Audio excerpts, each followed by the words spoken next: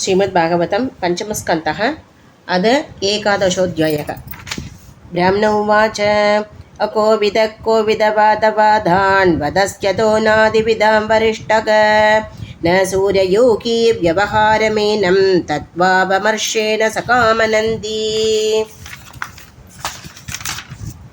तथैव राजन् उरुकार्हमेत विधानविद्योरुविजृम्भितेषु न वेदवादेषु कि तत्त्ववादक प्रायेण शुद्धो नूषकास्ति साधुको न तस्य तद्वग्रहणाय साक्षाद्वरीयशीरपि वाच समासन् स्वप्ने निरुक्त्या गृहमेधि सौख्यं न यस्य हेयानुमितं स्वयं स्यात् यावन्मनोरजसा पूरुषस्य सद्वेन वादमसा वानरुद्धं चेतोभिराहूतिभिरादनोति निरङ्कुशं कुशलं चेतरं वा स वासनात्मा विषयोपरक्तो गुणप्रवागो विकृतक्षोडशात्मा बिभ्रतृवृत्तं नामभिरूपभेद मन्दर्बगिष्ट्वं च पुरैस्तनोति दुःखं सुखं यदिरिक्तं च तीव्रं कालो बबन्नं बलमाभ्यनङ्क्ति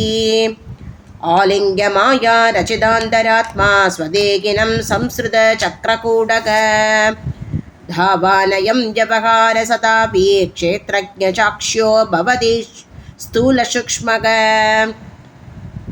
तस्मान्मनो लिङ्गमतो वदन्ति गुणागुणत्वस्य परापरस्य गुणानुरक्तं व्यसनाय जन्तो क्षेमाय नैर्गुण्यमतो मनस्यात् यदा प्रतीभो कृतवर्तिमस्नन् शिखासतु मां भजति हि अन्यथा स्वं पदं तथा गुणकर्मानुबद्धं प्रति वृद्धिर्मनश्रयेदेन् यत्र तत्त्वम् एकादशासन्मनसोऽखि भृत्य आगूतयः पञ्चतियोऽपि मानग मात्राणि कर्माणि पुरं च दाशां वदन्ति हैकादश वीरभूमिके कन्दाकृति स्पर्श सरसस्रवंशे विषक्करत्यर्त्यपि जल्पशिल्पाः एकादशं स्वीकरणं ममेते संयामकं द्वादशमेक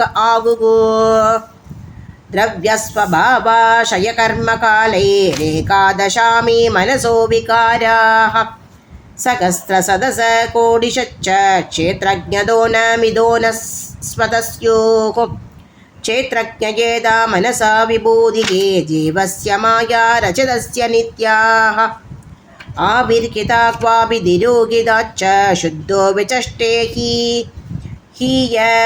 विशुद्धकर्तुको क्षेत्रज्ञ आत्मा पुरुषः पुराणक साक्षात् वयं ज्योतिरज परेशक नारायणो भगवान् वासुदेवक स्वमायया आत्मन्यवदीयमानक यदा निलस्त्वार्वजङ्गमानाम् आत्मस्वरूपेण निविष्टयीषेत् एवं परो भगवान् वासुदेव क्षेत्रज्ञ आत्मेद अनुप्रविष्टक न यावदेतां धनुबृन्दरेन्द्र विधूयमायां वयुनोदयेन विमुक्तशङ्गोजितषट्सपत्नो वेदात्मतत्त्वं प्रमदीकतावत् न यावदेधन्मन आत्मलिङ्गं संसारधाभावपनं जनस्य यच्चोगमोकामयरागलोप वैराणुबन्धं ममदं विदत्ते प्रातृव्यमेनं तदप्रवीर्य